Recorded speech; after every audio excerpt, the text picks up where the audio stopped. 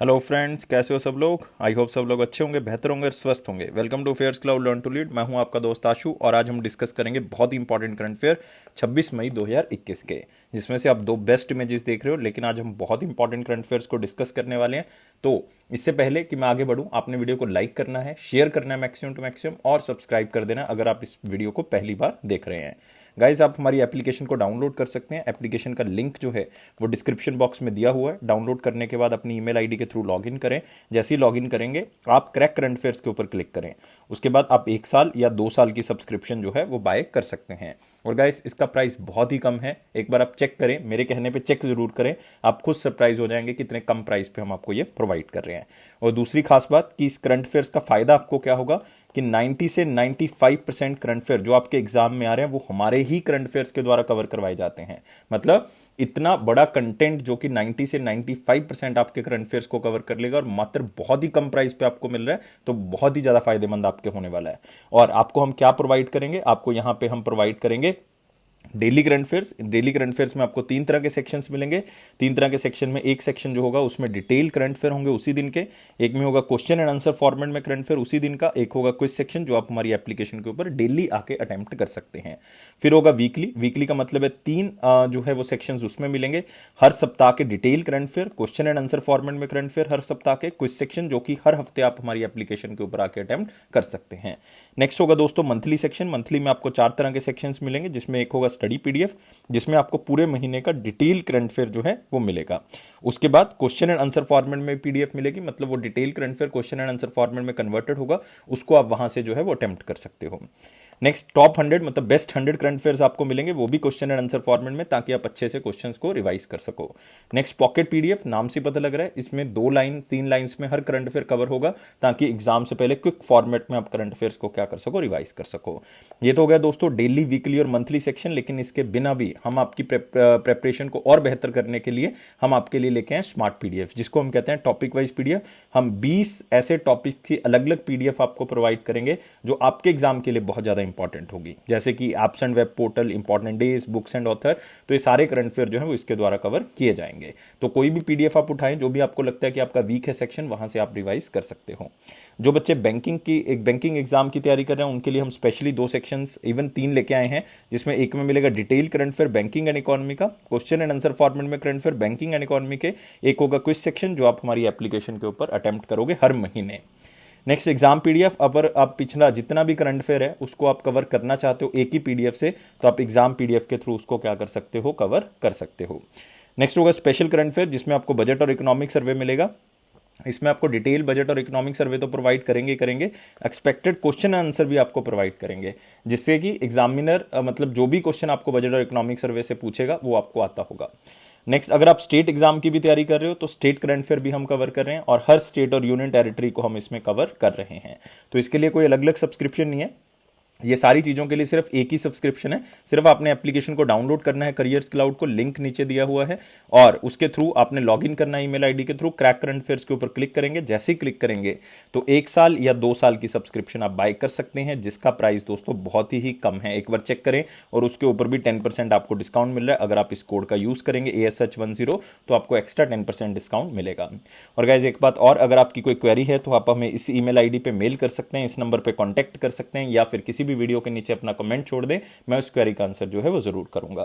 तो guys start करते हैं आज 26 मई 2021 का करंट अफेयर। लेकिन आगे बढ़ने से पहले वीडियो को लाइक करना, आपने शेयर करना है मैक्सिमम टू मैक्सिमम, सब्सक्राइब करना है यार चैनल को अगर पहली बार देख रहे हो, और साथ ही साथ टेलीग्राम ग्रुप को ज्वाइन कर लेना है। टेलीग्राम का लिंक जो है वो डिस्क्रिप्शन बॉक्स में भी और कमेंट बॉक्स में भी आपको मिल जाएगा। और स्टार्ट करते हैं मोस्ट इंपॉर्टेंट क्वेश्चन के साथ, जिसमें पहला क्वेश्चन है, चीता is said to be reintroduced into India in at which national park। मतलब चीता जो है एक्सटिंक्ट हो चुका था इंडिया में, मतलब जो खत्म हो चुका था, क्योंकि लास्ट चीता जो इंडिया में था वो छत्तीसगढ़ में था, और उसकी डेथ जो है वो दोस्तों 1947 में हो गई थी। लेकिन अब चीता को किसी और कंट्री से लेके आके इंडिया में प्लेस करेंगे, मतलब चीता को री इंट्रोड्यूस किया गया है। और कौन से नेशनल पार्क में लेके आएंगे दोस्तों, कूनो नेशनल पार्क में लेके आएंगे। ये आपको कौन सी स्टेट में मिलेगा? मध्य प्रदेश के अंदर मिलेगा। तो याद रखना है दोस्तों, कौन से जानवर की बात कर रहे हैं हम? चीता की यहां पे बात कर रहे हैं। और यहां पे आप देख सकते हो, cheetah to be reintroduce India from Africa in November 2021, मतलब नवंबर 2021 में इसको जो है वो इंडिया में क्या किया जाएगा? इसको इंडिया में दोबारा से लेके आया जाएगा। कहां से? अफ्रीकन कॉन्टिनेंट से, दो कंट्री से दोस्तों लेके आएंगे। एक तो साउथ अफ्रीका से, एक कहां से लेके आएंगे? नमीबिया से लेके आएंगे। तो मतलब ये पहली बार हो रहा है पूरे वर्ल्ड में कि कोई ऐसा कार्निवोर एनिमल, मतलब जो मांस भी खाता हो, वो जो है वो एक कॉन्टिनेंट से दूसरे कॉन्टिनेंट में लेके आ रहे हैं। क्योंकि आप कहां से लेके आ रहे हो? अफ्रीका से कहां लेके आ रहे हो? एशिया में लेके आ रहे हो। और अफ्रीका के कौन सी दो कंट्री? साउथ अफ्रीका और नमीबिया से इंडिया में लेके आ रहे हो। कितने चीतास को लेके आ रहे हो? 10 अफ्रीकन चीतास को इंडिया में लेके आ रहे हो। ऐसा पहली बार हो रहा है क्योंकि 1952 में चीता को डिक्लेयर कर दिया गया था कि वो एक्सटिंक्ट है, इंडिया में खत्म हो चुका है। लेकिन आपको पता होना चाहिए कि छत्तीसगढ़ में लास्ट चीता की डेथ हुई थी 1947 में, जब देश आजाद हुआ था। और बजट जो है वो 1400 लाख का रखा गया है प्रोजेक्ट चीता के लिए 2021 के जो फिस्कल ईयर के लिए था। और मिनिस्ट्री ऑफ एनवायरनमेंट ने इसको रखा था और सुप्रीम कोर्ट ने भी इसका स्वागत किया है कि ठीक है यार, हम मतलब बायोडाइवर्सिटी के ऊपर बात कर रहे हैं। और इसके ऊपर 3 मेंबर का पैनल भी जो है वो बनाया था, जिसके अंदर उन्होंने ये सुजेशन दिया कि किस तरह से उसका हैबिटेट जो है वो होना चाहिए, कौन से नेशनल पार्क में हैबिटेट अच्छा रहेगा। उसी के बाद ये कुन्नो नेशनल पार्क को जो है वो चुना गया है। तो दोस्तों याद रखना है, बहुत ही इंपॉर्टेंट है जो भी चीजें मैंने आपको बताई हैं। खास करके ये बायोडाइवर्सिटी का क्वेश्चन है, इसलिए ये क्वेश्चन जो है वो इंपॉर्टेंट है। और मिनिस्ट्री ऑफ एनवायरनमेंट, फॉरेस्ट और क्लाइमेट चेंज का है, क्योंकि इसमें एक ऑर्गेनाइजेशन बहुत इंपॉर्टेंट है जो सबसे बड़ा रोल प्ले करेगी इसमें, वो है wild life institute of India. इसका हेडक्वार्टर दोस्तों याद रखना है, इसका हेडक्वार्टर कहां पे है? देहरादून में है। कहां पे? देहरादून में, उत्तराखंड के अंदर। तो ये सारी चीजों के साथ बाकी नेशनल पार्क भी मैं आपको बता देता हूं। नंदा देवी नेशनल पार्क या बायोस्फीयर रिजर्व कह सकते हो, ये दोस्तों उत्तराखंड के अंदर है। नगरहोल नेशनल पार्क कर्नाटका के अंदर है। कान्हा नेशनल पार्क मध्य प्रदेश के अंदर है। और नंदा देवी बायोस्फीयर रिजर्व भी है, मतलब 18 में से एक बायोस्फीयर रिजर्व नंदा देवी है उत्तराखंड के अंदर। नेक्स्ट क्वेश्चन के ऊपर आते हैं। From India who was elected to the badminton world federation council for the period of 4 years. 4 साल के लिए उनको बैडमिंटन वर्ल्ड फेडरेशन काउंसिल के अंदर जो है वो दाखिल किया गया है। वो इंडिया से बिलोंग करते हैं। और आपको एक हिंट देता हूं दोस्तों कि जो बैडमिंटन वर्ल्ड फेडरेशन की काउंसिल है उसमें इस बंदे को लिया तो गया है, लेकिन वो पॉलिटिशियन है बहुत ही फेमस। और रिसेंटली दोस्तों उनको चुना गया है, क्या? उनको असम का चीफ मिनिस्टर भी चुना गया है। तो मतलब नाम यहां से क्लियर है, हिमंत बिस्वा शर्मा। तो याद रखेंगे बी जो है वो क्या होगा? इसका आंसर होगा। तो मेरे ख्याल से कुछ बताने की जरूरत नहीं है, बहुत ही फेमस नाम हो चुका है। और दोस्तों एक बात और आपको बताना चाहूंगा, 3 पोजीशंस हम इनके पास हो चुकी हैं जो आपने याद रखनी है। एक तो असम के चीफ मिनिस्टर हैं। एक दूसरी बात आपने याद रखनी है कि बैडमिंटन एसोसिएशन ऑफ इंडिया के प्रेसिडेंट भी हैं। बैडमिंटन एसोसिएशन ऑफ इंडिया के क्या हैं? प्रेसिडेंट भी ऑलरेडी हैं, ये मतलब बनने से पहले ही हैं। मतलब चीफ मिनिस्टर बनने से पहले ही थे। और तीसरी पोजीशन अब इनके पास कौन सी आ गई है कि ये बैडमिंटन वर्ल्ड फेडरेशन काउंसिल के भी मेंबर जो हैं वो बन चुके हैं। और कितने साल के लिए इनको चुना गया है? 4 साल के लिए, मतलब 2021 से लेकर 25 तक के लिए इनको चुना गया है। तो नाम जो है वो बिल्कुल आपने याद रखना है। और साथ ही साथ पॉलिटिशियन है, असम के चीफ मिनिस्टर, ये मैं बातें आपके लिए कर चुका हूं। और साथ में आपने याद रखना है बैडमिंटन वर्ल्ड फेडरेशन का जो हेडक्वार्टर है दोस्तों, वो आपको कहां पे मिलेगा? वो मिलेगा कुआलालंपुर के अंदर। कहां पे? कुआलालंपुर। और ये कुआलालंपुर आपको पता ही है कि कहाँ पे? मलेशिया के अंदर। और ये क्वेश्चन बहुत बार पूछा जाता है दोस्तों, बैडमिंटन वर्ल्ड फेडरेशन का हेडक्वार्टर। और इसके प्रेसिडेंट कौन है? इसके प्रेसिडेंट है पॉल एरिक होयर। जो आपको सी ऑप्शन दिख रहा है वो इसके क्या है? प्रेसिडेंट है ऑर्गेनाइजेशन के। तो ये सारी चीजें आपने याद रखनी है, बहुत ही इंपॉर्टेंट है। और यहाँ पे आप उनका चेहरा भी देख सकते हो, हिमंत बिस्वा शर्मा। और हमने बहुत ही ज्यादा देर नहीं हुई, थोड़ा सा टाइम पहले ही हमने इसको डिस्कस किया था कि उनको क्या लगाया गया है? असम का चीफ मिनिस्टर भी लगाया गया है। तो मेरे ख्याल से कोई दिक्कत नहीं आएगी। और ये भी याद रखना है कि वो बैडमिंटन एसोसिएशन ऑफ इंडिया के भी प्रेसिडेंट है। तो काफी बार मैं रिपीट कर चुका हूं काफी पॉइंट्स को, ताकि आपको जो है वो याद हो सकें। लेकिन दोस्तों बाकी जो अपॉइंटमेंट्स यहाँ पे हैं ये भी आपने भूलनी नहीं है। इसके अंदर अगर आप नाम देखोगे, सबसे पहले आप देख रहे हो यहाँ पे लोकजम। लोकजम मतलब सिद्धार्थ लोकजम का नाम देख रहे हो। ये रिसेंटली अपॉइंटेड किए गए हैं डायरेक्टर जनरल ऑफ नाडा। नाडा मतलब मैं बात कर रहा हूं नेशनल एंटी डोपिंग एजेंसी की। हिमंत बिस्वा शर्मा आपको पता लग ही चुका है। पॉल एरिक होयर जो है वो प्रेसिडेंट है बैडमिंटन वर्ल्ड फेडरेशन के।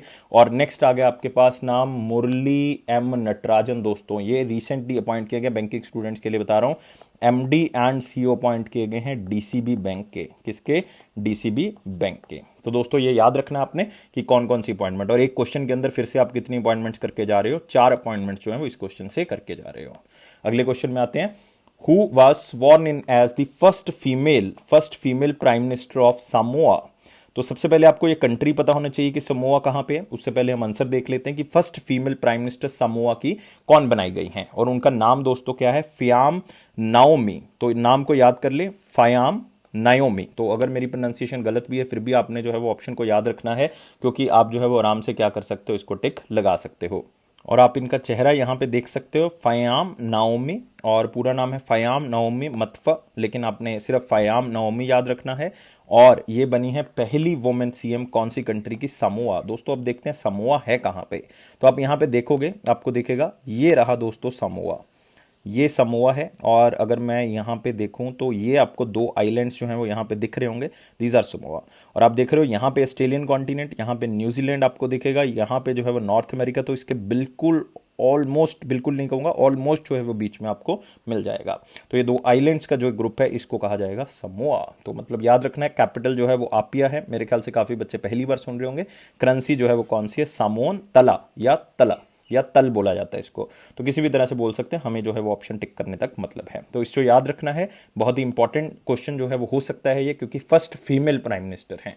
और दोस्तों नेक्स्ट जो आप यहाँ पे नाम देख रहे हो ये बहुत ही ज़्यादा इंपॉर्टेंट है, खास करके जो फर्स्ट ऑप्शन में जो है वो आप देख रहे हो, क्योंकि फर्स्ट ऑप्शन वाला क्वेश्चन जो है वो आपको आना ही आना है, मतलब उसमें कोई दो राय है नहीं। और मेरे ख्याल से काफ़ी बच्चों को आंसर जो है वो पता है। ये रिसेंटली बनाई गई है दोस्तों, डायरेक्टर जनरल किसकी, वर्ल्ड ट्रेड ऑर्गेनाइजेशन की। याद रखना है, first female director general of world trade organization Ngozi Okonjo-Iweala. और ये कौन सी कंट्री से दोस्तों बिलोंग करती हैं, ये नाइजीरिया से बिलोंग करती हैं। याद रखना है, नाइजीरिया से। नेक्स्ट कजाकालस आपने याद रखना है, ये भी जो है वो अपॉइंट की गई थी एक कंट्री की बहुत ही फेमस आप कह सकते हो कंट्री की प्राइम मिनिस्टर, और ये भी फर्स्ट फीमेल प्राइम मिनिस्टर हैं दोस्तों। कौन सी कंट्री की, एस्टोनिया। एस्टोनिया, बहुत बार क्वेश्चन कवर कर लिया। नेक्स्ट आप देख रहे हो यहाँ पे ऑप्शन है आपके पास गुलिर्मो लासो। मतलब फिर से नाम जो है वो थोड़ा सा डिफिकल्ट जरूर है, लेकिन फिर भी याद रखना आपने, ताकि ऑप्शन देख के याद आ जाए। ये प्रेसिडेंट अपॉइंट किए गए किसके, इक्वाडोर के। किसके, इक्वाडोर के। तो ये मतलब थोड़ा सा नाम, लासो इक्वाडोर, कलस जो है या कालस जो है वो एस्टोनिया, और नगोजी वाला क्वेश्चन तो यार आना ही आना है, याद रखना। और first female prime minister Samoa के कौन है, फियाम नाओमी। और कैपिटल जगह आपको सारी पता लग चुकी है, कंट्री पता लग चुकी है कहां पे। इसी के साथ हम बढ़ेंगे नेक्स्ट सेक्शन के ऊपर, जो कि है हमारा वेरी इंपॉर्टेंट क्वेश्चन सेक्शन। लेकिन फिर से आपने लास्ट क्वेश्चन में कितनी अपॉइंटमेंट्स को किया, 4 मतलब पिछले 2 क्वेश्चन में आपने 8 अपॉइंटमेंट्स को कवर कर लिया। और गाइस इसी के साथ अगले सेक्शन से बढ़ेंगे, लेकिन वीडियो को लाइक कर देना है, सब्सक्राइब करना चैनल को, और शेयर करना है मैक्सिमम टू मैक्सिमम। और साथ ही साथ जो है वो टेलीग्राम ग्रुप को ज्वाइन कर लें, लिंक जो है वो डिस्क्रिप्शन बॉक्स में दिया हुआ है। तो स्टार्ट करते हैं दोस्तों वेरी इंपॉर्टेंट सेक्शन में। इसमें पहला क्वेश्चन है, who became the first Indian para shuttler to qualify for the Tokyo para Olympics 2021।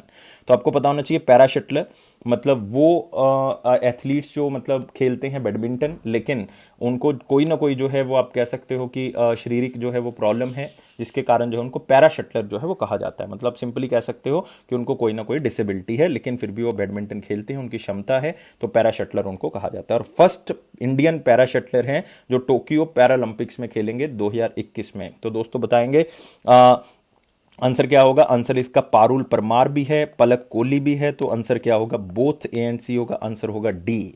तो आप यहाँ पे देख सकते हैं, ये जो है वो आप इधर पलक का फोटो देख रहे हो, इधर आप जो है वो यहाँ पे आप देखोगे पारुल जी का चेहरा। और इन दोनों को जो है वो क्वालिफाई कर लिया है इन दोनों ने टोक्यो पैरालंपिक्स में 2021 में। तो मतलब अपने आप में बहुत इंपॉर्टेंट है। और वैसे मैं आपको बताना चाहूँगा, पलक कोहली जो है वो पूरे वर्ल्ड की नंबर 11 रैंक्ड प्लेयर है, और साथ में अपने याद रखना है वो यंगेस्ट पैरा बैडमिंटन प्लेयर हैं पूरे वर्ल्ड में, जो कि पैरालंपिक्स टोक्यो पैरालंपिक्स को जिन्होंने क्वालिफाई किया। तो आप देख सकते हो वैसे फोटो से भी कि यंगेस्ट हैं यार, बहुत ही ज़्यादा यंग हैं जिन्होंने पैरालंपिक्स को क्वालिफाई कर लिया। मतलब इतनी छोटी एज में इतनी बड़ी जो पहचान जो है वो इन्होंने बनाई है, तो मतलब उसके लिए जो है वो इनको बहुत बहुत बधाई। और साथ ही साथ आपने याद रखना है कि ये दोनों प्लेयर्स दोस्तों इकट्ठे डबल्स में खेलती हैं, और इनकी डबल्स में रैंकिंग इकट्ठे दोनों की 6 नंबर की रैंकिंग है पूरे वर्ल्ड लेवल पे। और इन्होंने 2019 से लेकर दोनों ने मिलकर 4 टाइटल जो है वो जीत लिए हैं। और टोक्यो ओलंपिक्स में ये दोनों फिर से वुमेन डबल इवेंट में क्या करेंगे, इंडिया को रिप्रेजेंट करेंगे। लेकिन जो पलक हैं वो सिंगल्स भी खेलेंगी साथ में। तो मतलब से जो पलक है वो 2 इवेंट में जो है वो इंडिया को क्या करेंगे, रिप्रेजेंट। एक डबल में तो करेंगे, एक सिंगल में भी रिप्रेजेंट करेंगे। तो नाम याद रखना है, पलक एंड पारुल। तो दोनों ही बहुत इंपॉर्टेंट नाम है। नेक्स्ट आता है which country will be host 2022 and 2023 Asia cup. 2022 और 2023 का एशिया कप जो है वो कौन होस्ट करेगा। और आप लोग सोच रहे होंगे कि मैं इस क्वेश्चन को क्यों करवा रहा हूं या 2023 में एशिया कप कैसे हो गया। तो दोस्तों बताना चाहता हूं 2018 में एशिया कप हुआ था, फिर 2020 में होना था, लेकिन 2020 वाला कोविड के कारण इन्होंने पोस्टपोन कर दिया, 2021 कर दिया। लेकिन ये होस्ट किसने करना था दोस्तों, ये दोस्तों होस्ट करना था श्रीलंका ने। तो अब 2021 वाला दोस्तों फिर से जो है वो पोस्टपोन हो गया है, और वो पोस्टपोन होकर कौन से ईयर में चला गया, 2023। लेकिन होस्ट कौन करेगा, श्रीलंका करेगा। मतलब 2023 वाला तो यहां से क्लियर है कि होस्ट कौन करेगा, श्रीलंका। तो लास्ट में श्रीलंका दो ही ऑप्शन में, मतलब ये दोनों आंसर तो हो नहीं सकते, ये दोनों आंसर तो नहीं हो सकते। तो इसका मतलब 2022 का देखना पड़ेगा जो ऑलरेडी शेड्यूल्ड है, क्योंकि 2020 के बाद कौन सा होना है, 2022 का होना है। तो वो कौन सी कंट्री में होगा, तो वो पाकिस्तान में होना है दोस्तों। तो आंसर क्या होगा इसका, सी आंसर होगा। तो दोबारा से एक बार रब कर देता हूं इसको। तो 2022 और 23 का एशिया कप जो है वो 2022 का पाकिस्तान में, 2023 का श्रीलंका। तो कंफ्यूज नहीं होना 2023 क्यों लिख रहे हैं, क्योंकि 2021 वाला जो है वो पोस्टपोन करके 2023 में हो गया, 2022 में ऑलरेडी शेड्यूल्ड था। तो एशियन क्रिकेट काउंसिल की तरफ से यह फैसला लिया गया है कि 2021 का 2023 में होगा, जो कि श्रीलंका में होना था। तो श्रीलंका में ही होगा और कोई जगह नहीं होगी। और 2018 से कोई नहीं हुआ, क्योंकि 2018 के बाद जो है वो 2020 में होना था, वो हो नहीं पाया। 2020 वाला तो 2023 में होगा, तो फिर अब 2022 वाला होगा। तो सीधा मतलब जाके 2022 में अब एशिया कप होगा। और बार्सिलोना स्पेन ने अपने लोगों से वोट करवाया था कि यार क्रिकेट ग्राउंड जो है वो बनाना है या नहीं, और सबसे ज्यादा वोट्स मिली हैं building of cricket ground got the most votes, ताकि अब वो जो है क्रिकेट ग्राउंड जो है वहां पे बना पाएंगे। तो ये भी आपने थोड़ा सा याद रखना कि कौन सी कंट्री के लोगों ने क्रिकेट ग्राउंड बनाने के लिए वोटिंग की थी, तो वो है स्पेन। और बार्सिलोना के अंदर एग्जैक्टली ये वोटिंग हुई थी। तो अगले क्वेश्चन के ऊपर बढ़ते हैं। Which company has partner with financial services company Vivriti capital to provide working capital financing to micro small and medium enterprises. तो यार माइक्रो स्मॉल मीडियम एंटरप्राइजेस आपको पता है कि किस तरह से जो है वो कोविड के कारण बहुत ही ज्यादा स्ट्रेस से गुजर रही हैं। तो उस स्ट्रेस को कम करने के लिए उनको कुछ लोन की सुविधा जो है वो दी जाएगी। वो दो कंपनीज के द्वारा जो है वो प्रोवाइड की जाएगी कैपिटल। एक तो आपको पता लग रहा है यहाँ पे विवृति कैपिटल, ज्यादा इंपॉर्टेंट नाम नहीं कहूंगा इसको, लेकिन दूसरी कंपनी है flexiloans.com। flexiloans.com और विवृति कैपिटल 300 करोड़ रुपए का लोन जो है वो क्या करेंगे, एमएसएमईज को प्रोवाइड करेंगे। लेकिन इसमें खास बात क्या है, ये आप ऑनलाइन ही जो है वो लोन को क्या कर सकते हो, असेस कर सकते हो। और इनका टारगेट है कि 10,000 माइक्रो स्मॉल मीडियम एंटरप्राइजेस के पास हमने पहुंचना है। मतलब ये इनका टारगेट है कि इतनी एमएसएमईज के पास पहुंचना है, और अगले 1-1.5 साल के अंदर हम ये कंप्लीट कर लेंगे। और ये लोन जो है वो दोस्तों पूरे के पूरे ऑनलाइन ही अप्लाई किए जाएंगे, और आपको अमाउंट भी ऑनलाइन मिलेगी, अप्रूवल भी ऑनलाइन होगी। विद इन आप कह सकते हो 1 दिन में या 2 दिन में जो है वो अप्रूवल इनको मिल जाएगा। तो मतलब इस तरह से जो मदद की जाएगी, 300 करोड़ रुपए का लोन जो है वो दिया जाएगा। और फ्लेक्सी लोन्स के बारे में याद रख सकते हो, 2016 में इसका गठन किया गया था। 4 लोग थे जिन्होंने इसको बनाया था, और हेडक्वार्टर जो है वो इसका कहां पे, मुंबई के अंदर।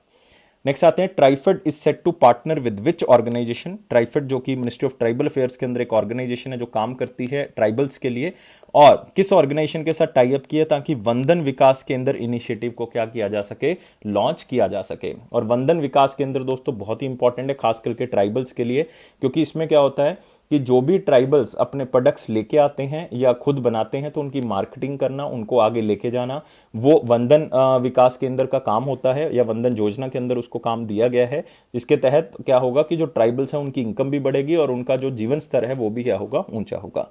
तो ये वंदन विकास केंद्र का काम है। और ट्राइफेड का मतलब यहां पे क्या है, tribal cooperative marketing development federation of India. और दोस्तों इन्होंने टाई अप किया है नीति योग, क्योंकि ये जो वंदन विकास केंद्र अप्लाई करने हैं दोस्तों, ये कौन सी डिस्ट्रिक्ट में करनी है, आकांक्षात्मक जिले जो हैं उनमें करना है। मतलब जिसको हम कहते हैं एस्पिरेशनल डिस्ट्रिक्ट्स, आकांक्षात्मक जिले। तो याद रखना है, आकांक्षात्मक जिले जो हैं वो 39 हैं, तो उनके अंदर ये ट्राइबल्स के वो जो है ये लाइवलीहुड प्रोवाइड करेगा। और ये आकांक्षात्मक जिले चुनने का जो काम है वो किसका है, नीति आयोग का दोस्तों, इसके अंडर आते हैं। इसलिए नीति आयोग के साथ ये टाई अप किया गया है। ट्राइफेड और नीति आयोग का ये पार्टनरशिप वंदन के अंदर जो है वो खोले जाएंगे। आकांक्षात्मक जिलों के अंदर कितने जिले हैं, वो 39 ट्राइबल एस्पिरेशनल डिस्ट्रिक्ट्स के अंदर इसको खोला जाएगा। इससे क्या होगा कि जो ट्राइबल्स हैं उसमें वैल्यू एडिशन होगी, ब्रांडिंग करेंगे, वो मार्केटिंग करेंगे, जो भी वो माइनर फॉरेस्ट प्रोड्यूस जो भी वो लेके आएंगे उनके पास, तो उसकी मार्केटिंग की जाएगी। और टारगेट रखा गया है, ट्राइफेड और नीति आयोग की तरफ से एक टीम बनाई गई है जिसमें 9900 वंदन विकास केंद्र जो हैं वो खोले जाएंगे दोस्तों, वंदन विकास केंद्र खोले जाएंगे। और फोकस किया जाएगा कि उन एस्पिरेशनल डिस्ट्रिक्ट के ऊपर ज़्यादा ध्यान दिया जाए जो उनकी ट्राइबल पॉपुलेशन 50% से भी ज़्यादा है टोटल पॉपुलेशन के मुकाबले। तो इससे क्या होगा कि जो ट्राइबल पॉपुलेशन है उनको इनकम में सहायता बनेगी। अगर इनकी मार्केटिंग होगी, प्रोडक्ट बिकेंगे, तो बाय डिफॉल्ट जो है वो इनका सोशल इकोनॉमिक जो लेवल होगा वो ऊपर होगा। और याद रखना है, वंदन योजना या वंदन स्कीम 2018 में जो है वो क्या की गई थी, लॉन्च की गई थी ट्राइफेड के द्वारा। किसके द्वारा? ट्राइफेड के द्वारा। और ट्राइफेड का मतलब मैं बता चुका हूं। ट्राइफेड का मतलब क्या है? Tribal cooperative marketing development federation of India, जो कि मिनिस्ट्री ऑफ ट्राइबल अफेयर्स के अंडर आती है। यूनियन मिनिस्टर कौन है? Arjun Munda ji. Arjun Munda union minister of tribal affairs हैं और इनकी कॉन्स्टिट्यूएंसी है खुंती। खुंती कहां पे है? झारखंड के अंदर। और दोस्तों याद रखना है, मैनेजिंग डायरेक्टर कौन है? प्रावीर कृष्णा। प्रावीर कृष्णा, ये दोस्तों ट्राइफेड के मैनेजिंग डायरेक्टर है। हेड ऑफिस इसका न्यू दिल्ली में है। तो मेरे ख्याल से वंदन विकास के अंदर क्लियर है, क्या काम करते हैं ये क्लियर है, किस तरह से इनको आगे बढ़ाएंगे ये क्लियर है। और नीति योग का क्या काम आ गया इसके अंदर, क्योंकि एस्पिरेशनल डिस्ट्रिक्ट आकांक्षात्मक जिले हैं वो 39 है, वो नीति योग चुनता है, तो बाय डिफॉल्ट नीति योग का काम आ गया। नेक्स्ट आते हैं दोस्तों अगला question. According to RBI guidelines, RBI ने गाइडलाइंस प्रोवाइड की हैं, which will be the recommending body for amalgamation of district central cooperative bank into state cooperative bank. तो आपको पता है कि यार डिस्ट्रिक्ट कोऑपरेटिव बैंक और स्टेट कोऑपरेटिव बैंक दो कैटेगरीज हैं कोऑपरेटिव बैंक की।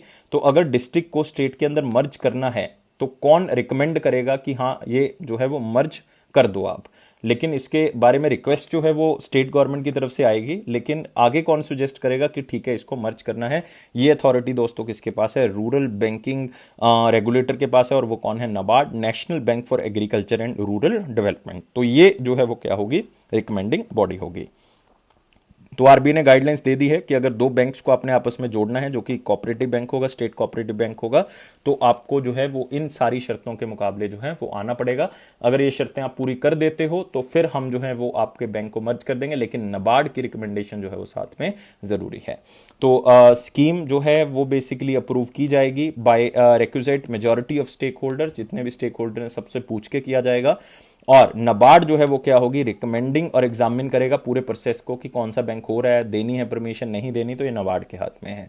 लेकिन कुछ क्राइटेरिया हैं कि कैपिटल टू रिस्क वेटेड मतलब CRAR जो रेशो होगी वो जितनी है उससे ज़्यादा होनी चाहिए।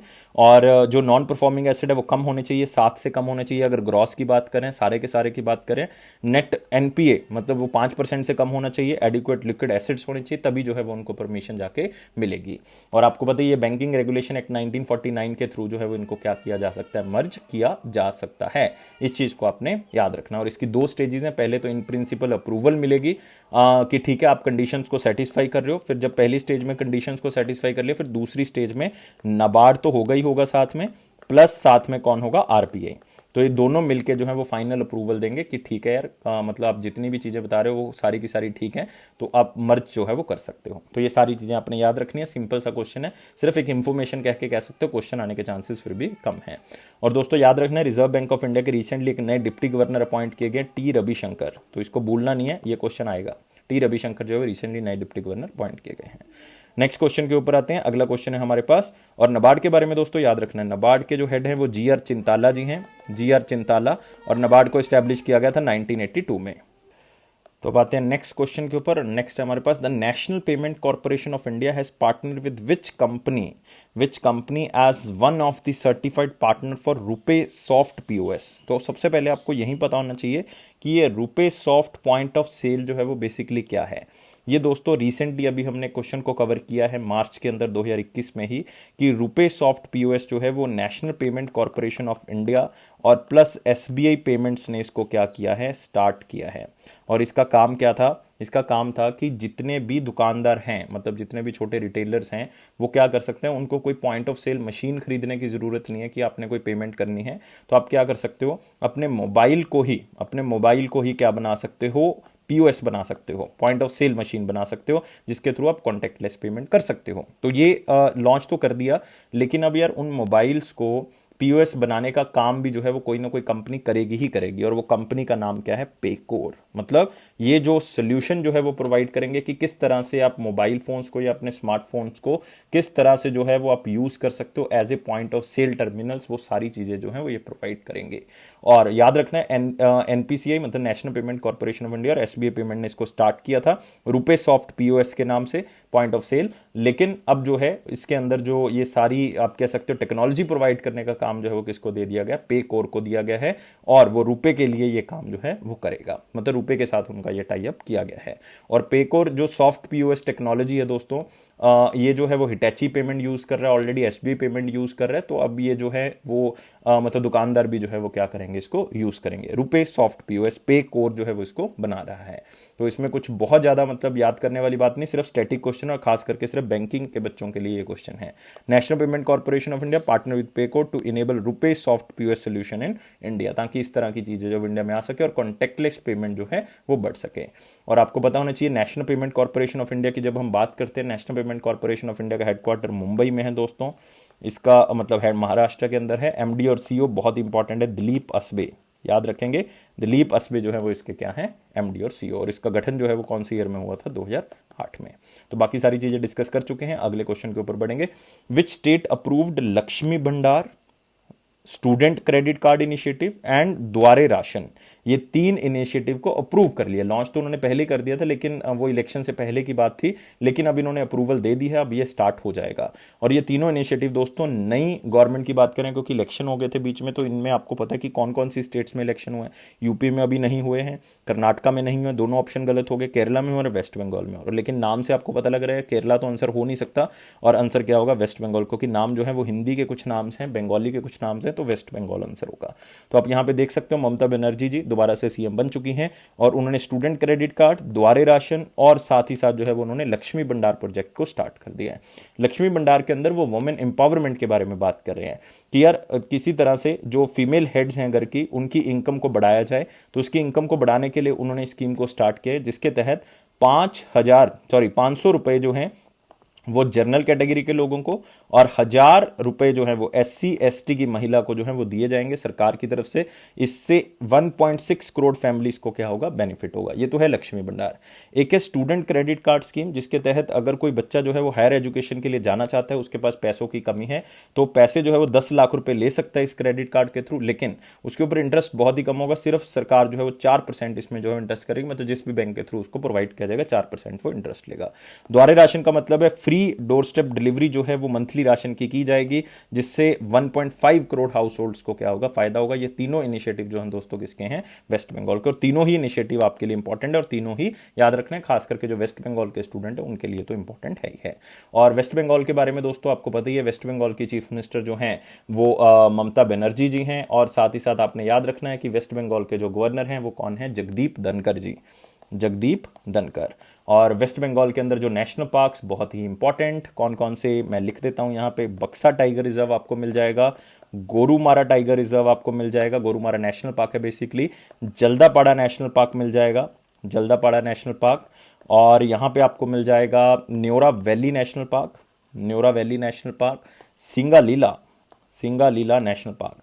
बक्सा, गोरुमारा, जल्दापाड़ा, न्योरा वैली, सिंगालीला, और साथ ही साथ सुंदरबंस तो आपको यहाँ पे पता ही है, बायोस्फीयर रिजर्व यहाँ पे आपको मिलेगा। तो ये है हमारे पास वेस्ट बंगाल। नेक्स्ट आते हैं, minister of state for finance and corporate affair Shri Anurag Singh Thakur ने मिनिस्ट्री ऑफ कॉर्पोरेट अफेयर्स 21 एक एप्लीकेशन, उसका 3.0 वर्जन जो है वो लॉन्च कर दिया है। इसमें कुछ खास इंपॉर्टेंट नहीं है, लेकिन आप लोगों के पास इंफॉर्मेशन होनी चाहिए कि नया वर्जन 3.0 लॉन्च किया है, लेकिन उसका फर्स्ट फेज लॉन्च किया है, उसका सेकंड फेज जो है वो दोस्तों 2021 में ही लॉन्च होगा, लेकिन वो अक्टूबर के महीने में लॉन्च किया जाएगा। तो आप देख सकते हो सेकंड एंड फाइनल फेज जो है वो अक्टूबर में लॉन्च किया जाएगा। ये MCA 21 है क्या, इसके थ्रू जो भी कंपनीज होंगी वो अपने डॉक्यूमेंट्स को सबमिट कर सकती हैं, जो भी उनकी रिक्वायरमेंट्स है कंपनी को चलाने के लिए वो ऑनलाइन ही सबमिट कर सकते हैं। और इसमें जो है वो अब नई वेबसाइट में नई ईमेल एड्रेसेस आ चुके हैं, नई सर्विसेज आपको मिल जाएंगी, और 2 नए मॉड्यूल आ चुके हैं, बुक और ई कंसल्टेशन, मतलब अगर आप किसी से कंसल्ट भी करना चाहते हैं वो भी आपको वर्चुअल असिस्टेंट जो है वो इस वेबसाइट के ऊपर या इस पोर्टल के ऊपर प्रोवाइडेड है। तो सिर्फ इतना की याद रखना है। और मिनिस्ट्री ऑफ कॉर्पोरेट अफेयर्स के बारे में आपको पता ही है कि कौन है, अनुराग सिंह ठाकुर जी जो है वो मिनिस्टर ऑफ स्टेट हैं इस मिनिस्ट्री के, जिनकी कॉन्स्टिट्यूएंसी हमीरपुर है हिमाचल प्रदेश के अंदर, और यूनियन मिनिस्टर निर्मला सीतारमन जी हैं जिनकी कॉन्स्टिट्यूएंसी कर्नाटका है, क्योंकि वो मेंबर हैं राज्यसभा की। नेक्स्ट आते हैं दोस्तों अगला इंपॉर्टेंट क्वेश्चन सेक्शन, जिसमें आपने वीडियो को लाइक करना है, आगे बढ़ने से पहले शेयर करना है मैक्सिमम टू मैक्सिमम, चैनल को सब्सक्राइब कर देना और टेलीग्राम चैनल को ज्वाइन कर लें। और इंपॉर्टेंट क्वेश्चन में पहला क्वेश्चन है, which ministry is set to establish a national mission on use of biomass in the coal based thermal power plant. तो coal based thermal power plants में biomass का यूज किया जाएगा ताकि कार्बन एमिशन जो है वो क्या की जा सके, कम की जा सके। और ये मिनिस्ट्री है हमारे पास, मिनिस्ट्री ऑफ पावर। तो आप यहाँ पे देख सकते हो मिनिस्ट्री ऑफ पावर का ये इनिशिएटिव, जो कि national mission on the use of biomass coal based thermal power plants. तो इससे क्या होगा कि हम जो है वो आप कह सकते हो कि स्टबल बर्निंग होती है, जो खेतों को जला देते हैं, पराली को जला देते हैं फसल करने के बाद, तो उससे जो एयर पोल्यूशन हो रहा है वो कम हो जाएगा, क्योंकि वो सारा का सारा बायोमास जो है वो यूज होगा थर्मल पावर प्लांट्स में, तो उनसे ले लिया जाएगा, तो उनको जलाने की जरूरत नहीं पड़ेगी। तो मतलब ये एयर पोल्यूशन का लेवल कम हो सकता है। और इंडिया के जो क्लीन एनर्जी टारगेट्स हैं उनको मैच करने में हेल्प करेगा, क्योंकि आपको पता है 175 गीगावाट हमने अचीव करना है 2022 तक, और साथ ही साथ आपने अचीव करना है 450 गीगावाट जो है वो आपने 2030 तक।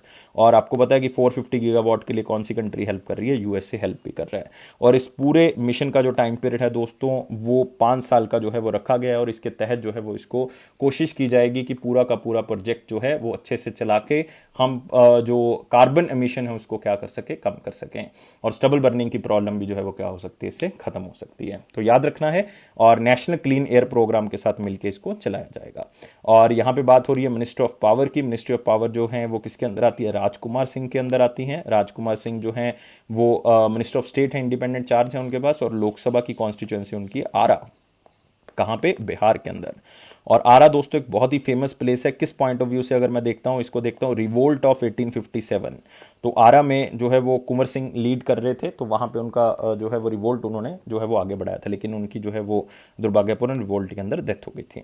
आगे करते हैं दोस्तों, अगला क्वेश्चन है, India and which country have signed a 3-year work programme. 2021 से लेकर 23 तक एग्रीमेंट साइन किया for the development in agriculture corporation, कि एग्रीकल्चर के अंदर हमने जो है वो मॉडर्न फार्मिंग एग्रीकल्चर टेक्निक्स को अपनाना है। और वो कौन सी कंट्री के साथ इन्होंने जो है वो साइन किया है, वो कंट्री का दोस्तों हमारे पास नाम है इजराइल। तो याद रखना, इजराइल के साथ 3 साल का टाई अप है, ताकि एग्रीकल्चर कॉर्पोरेशन कर सकें, एग्रीकल्चर के अंदर नई टेक्निक्स लेके आ सकें। तो 2 चीजों के ऊपर काम करेंगे, Indo Israel agriculture project centre of excellence बनाएंगे, एक विलेज ऑफ एक्सीलेंस बनाएंगे। तो इन दोनों के तहत किसानों को हेल्प की जाएगी, अलग अलग लेवल पे उनको बताया जाएगा कि किस तरह से आप जो है वो फार्मिंग कर सकते हो, कौन सी मिट्टी के ऊपर कर सकते हो, बेस्ट प्रैक्टिसेस कौन सी आपके लिए, कौन से टूल यूज कर सकते हो, मॉडर्न एग्रीकल्चर इंफ्रास्ट्रक्चर को किस तरह से यूज करना, आपको मार्केट के साथ लिंक कैसे करना है। तो ये सारी चीजें जो हैं वो इसमें स्टैब्लिश की जाएंगी।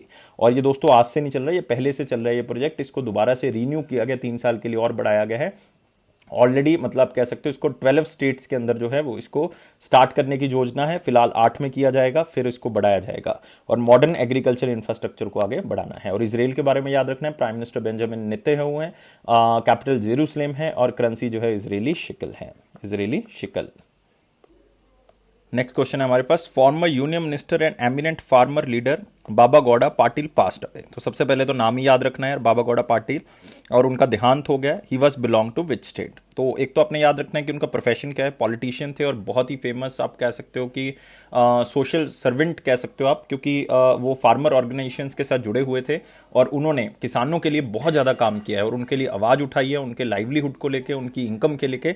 और ये कौन सी स्टेट से बिलोंग करते हैं दोस्तों, कर्नाटका से बिलोंग करते हैं। तो याद रखना है कौन सी स्टेट की यहाँ पे बात हो रही है, कर्नाटका की बात हो रही है। नाम याद रखना अपने सबसे पहले, बाबा गौड़ा पाटिल, और 76 ईयर्स के थे ये, इनका देहांत हो गया। और यूनियन मिनिस्टर रह चुके हैं, मिनिस्टर ऑफ स्टेट रह चुके हैं, इंडिपेंडेंट चार्ज रूरल डेवलपमेंट के, और अटल बिहारी वाजपेयी जी के टाइम पीरियड पे जो है वो ये रह चुके हैं। और आप यहाँ पे उनका फोटो देख सकते हो, बाबा गौड़ा पाटिल बहुत ही फेमस सोशल आप कह सकते हो सर्वेंट थे। और बाबा गौड़ा पाटिल और union minister of rural development रह चुके हैं अटल बिहारी वाजपेयी जी के टाइम पीरियड पे।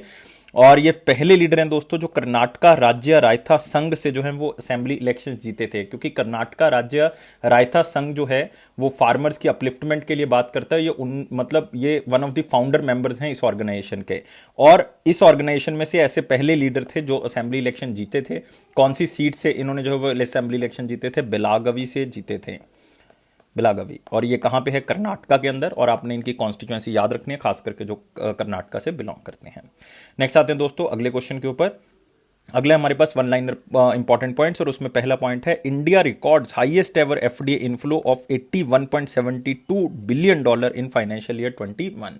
तो मिनिस्ट्री ऑफ कॉमर्स की तरफ से बताया गया है कि एफडीए इनफ्लो इतना हुआ है फाइनेंशियल ईयर 21 के अंदर 81.72 बिलियन डॉलर, और आप कह सकते हो ये 19% ज्यादा है अगर हम पिछले साल के कंपैरेटिव में जो है वो हम क्या करेंगे, बात करेंगे, इवन कोविड-19 के होते हुए भी। लेकिन सबसे ज्यादा एफडीए जो है दोस्तों सिंगापुर से आई है, इस चीज को याद रखना है। दूसरे नंबर पे यूनाइटेड स्टेट्स ऑफ अमेरिका है, तीसरे नंबर पे मॉरिशियस है।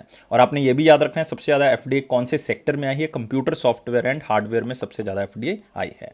नेक्स्ट आते हैं इसके बाद वर्ल्ड थायराइड डे। दोस्तों याद रखना है वर्ल्ड थायराइड डे, और वर्ल्ड थायराइड डे जो है मनाया जाता है 25 मई को। ये मतलब आप कह सकते हो किस तरह से थायराइड डिजीज का ट्रीटमेंट हो सकता है, लोगों को बताना है किस तरह से इसको प्रिवेंट किया जा सकता है, किस तरह से इसको जो है वो हम क्या कर सकते हैं, रोक सकते हैं, उसके बारे में लोगों को जागरूक करवाया जाता है। और इसके लिए एक थीम रखा गया mother baby iodine, the importance of iodine on the women and her baby, मतलब किस तरह से आयोडीन की जो आवश्यकता है मदर में भी और बेबी में भी, तो उसके बारे में ये जागरूक करता है। तो ये याद रखना है थायराइड डे। नेक्स्ट आता है SBI reported India's real GDP for Q1 financial year 22 to grow in the range of 10 to 15%। तो मतलब ये प्रिडिक्ट किया उन्होंने कि 10 से 15% तक Q1 फाइनेंशियल ईयर 22 में इंडिया की जीडीपी रहेगी। ये एसबीआई की जो रिसर्च रिपोर्ट है जिसको हम क्या कहते हैं, एको रैप। तो याद रखना है एको रैप रिपोर्ट जो है वो एसबीआई की, उन्होंने प्रिडिक्ट किया कि 10 से 15% रहेगा, जबकि आरबीआई ने प्रिडिक्ट कितना किया था, 26.2%, मतलब 26.2%। दोनों का याद रखना है आपने। Next international missing children day 2021 25 मई को जो है वो मनाया जाता है। और मिसिंग चिल्ड्रन की एक ऑर्गेनाइजेशन है दोस्तों बहुत ही फेमस, जिसका नाम है international centre for missing and exploited children, जिसका हेडक्वार्टर आपको यूनाइटेड स्टेट्स ऑफ अमेरिका में मिलेगा। और इसमें चाइल्ड अबडक्शन और पेरेंट्स को एजुकेट करने के बारे में बताया जाता है, किस तरह से आप अपने बच्चों को प्रोटेक्ट करके रख सकते हो, उनको सेफ करके रख सकते हो, उसके बारे में जानकारी जो है वो दी जाती है। तो मतलब इतना ज्यादा इंपॉर्टेंट दिन नहीं है एग्जामिनर पॉइंट ऑफ व्यू से, इंफॉर्मेशन पॉइंट ऑफ व्यू से बहुत ज्यादा इंपॉर्टेंट है। Shri Malini forms one the star export house award 2021 from minister of commerce and industry की तरफ से ये डाटा रिलीज किया गया। और इसके अंदर बताया गया कि Shri Malini forms private limited जो कि हैदराबाद बेस्ड एक कंपनी है, तो उनको स्टार एक्सपोर्ट हाउस अवार्ड दिया जाता है। मतलब ये एक तरह की सर्टिफिकेशन है 5 साल के लिए 2021 से लेकर 26 तक, जिसमें वो एक्सपोर्ट जो है वो कर सकते हैं, जिसमें एक्सपोर्ट करने में उनको जो है वो काफी सहायता जो है वो की जाएगी और सप्लाई चेन में कोई दिक्कत नहीं आएगी। ये अवार्ड ये श्योरिटी देता है। और ये जो है वो कंपनी किस चीज की है, ये जनरली मैट्रिसेस की कंपनी है, मैट्रिसेस जैसे कंपोनेंट बनाते हैं। और ये इंडिया में जो है वो बनाते हैं, मेक इन इंडिया कंसेप्ट को फॉलो करते हैं, लेकिन Russia, Europe, United State, Middle East, इन कंट्रीज में इसको भेजते हैं। तो जस्ट एक वन लाइनर सी न्यूज है, इसको सिर्फ इतना ही याद रखना है। Next, PayNearby Centrum micro credit tie up to offer unsecured small medium businesses loans to retailer. तो पे नियर बाय ने एक टाई अप किया है, और ये टाई अप जो है वो बेसिकली फिर से किसको उबारने के लिए है दोस्तों, ये टाई अप जो है वो किया गया है specially for the small medium industries. और इसका मतलब जो है वो हम यहाँ पे कह सकते हैं कि इनको जो है वो स्ट्रेस से उबारा जाएगा, तभी जो है वो आगे जाके हम इनकी जो है वो आप कह सकते हो कि इनकी ग्रोथ के बारे में जो वो चर्चा कर सकते हैं। और ये अलग अलग तरह का लोन प्रोवाइड करेंगे इनको, 25,000 से लेके 1 लाख रुपए तक का लोन जो है वो दिया जाएगा। 6 से 24 महीने का टेन्योर होगा उस लोन का, इंस्टॉलमेंट्स बहुत कम होंगी, ताकि कोविड-19 के कारण जो इनको क्रेडिट फैसिलिटीज में प्रॉब्लम आ रही है वो जो है वो यहाँ पे ना हो। और ये लोन जो है वो पे नियर बाय जो ब्रांचलेस बैंकिंग है, डिजिटल पेमेंट नेटवर्क है एक तरह का उनका, इन्होंने सेंटर माइक्रो क्रेडिट के साथ जो है वो टाई अप किया है। तो सिंपली इसको याद रखना है। नेक्स्ट आते हैं दोस्तों क्वेश्चन ऑफ द डे के ऊपर। 25 मई का क्वेश्चन बहुत ही सिंपल था। क्वेश्चन क्या था कि आरबीआई ने जो गोल्ड रिजर्व रखना होता है मिनिमम रिजर्व सिस्टम के अंदर, वो कितना रखना होता है। देखिए टोटल जो है वो आरबीआई को 200 crore rupees according to the minimum reserve system of 1956 रखना होता है। इस 200 करोड़ में 115 करोड़ रुपए का गोल्ड और 85 करोड़ की फॉरेन करेंसी जो है वो रखनी होती है। लेकिन क्वेश्चन के अंदर सिर्फ गोल्ड का पूछा है, तो आंसर क्या होगा, सी होगा, 115 करोड़ होगा। बहुत ही सिंपल था आंसर, तो मेरे ख्याल से सारे बच्चों ने दिया होगा। अब आते हैं question of the day. Question of the day क्या है, which of the this is a quantitative instrument of the monetary policy. तो मॉनेटरी पॉलिसी का कौन सा क्वांटिटेटिव मेजर है, क्वालिटेटिव नहीं पूछ रहे, क्वांटिटेटिव मेजर पूछ रहे हैं। तो आपने आंसर जो है वो मुझे कमेंट बॉक्स में बताना है कि क्या आंसर होगा। बहुत ही सिंपल है कि रेपो रेट क्या है, कैश रिजर्व रेशो क्या है, स्टैट्यूटरी लिक्विडिटी रेशो क्या है, ये सारी चीजें मैं आपको कल बताऊंगा, क्योंकि क्वेश्चन जो है वो आपने आंसर देने के बाद कल हम इसको डिस्कस करेंगे। लेकिन आंसर मुझे कमेंट बॉक्स में चाहिए, 700+ लाइक्स चाहिए, सब्सक्राइब करना चैनल को, और दोस्तों शेयर करना है मैक्सिमम टू मैक्सिमम वीडियो को, ताकि maximum maximum to maximum reach जो है वो बढ़ सके। और साथ ही साथ बेल बटन को प्रेस कर दें ताकि नोटिफिकेशन मिल सके। टेलीग्राम ग्रुप को ज्वाइन कर ले, लिंक दिया हुआ है। और ये अफेयर्स क्लाउड का प्रॉमिस है कि आपके कॉन्फिडेंस को जरूर बूस्ट करेगा। इसी तरह से पढ़ते रहो वीडियो से और पीडीएफ से। पीडीएफ को सब्सक्राइब करने के लिए एप्लीकेशन को डाउनलोड कर लें, लिंक दिया हुआ है डिस्क्रिप्शन बॉक्स में। 1 साल या 2 साल की सब्सक्रिप्शन ले सकते हैं, प्राइस जो है बहुत ही कम है और उसके ऊपर भी 10% डिस्काउंट अगर आप H10 कोड का क्या करोगे, यूज करोगे। और वीडियो देखने के लिए बहुत बहुत शुक्रिया सब लोगों का। और इसी तरह से खुश रहें और घर से बाहर निकलना नहीं है, आराम से बैठोगे, आराम से पढ़ोगे, सारी चीजें कवर करवाएंगे आपको, धीरे धीरे करके सारी चीजें कवर होती जाएंगी। Thank you guys, take care and bye bye.